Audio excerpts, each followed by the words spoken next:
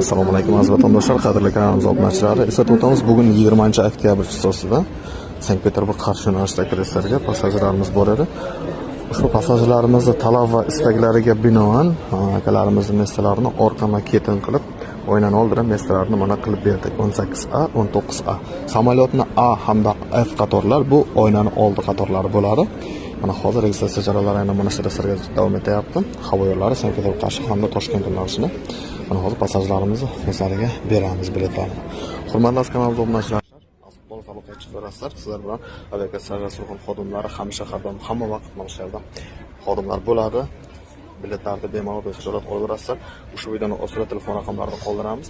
Aloqaga chiqaverasizlar. Nasib bo'lsa, sizlar uchun bizlar esa xizmatdamiz. Har kunlik reyslarga har doim bizlar mana shu yerda aeroportda bo'lamiz. Immuniy aviakassalar surxon xodimlaridan обязательно odam aeroportda bo'ladi. Kuzatishda davom etingizlar.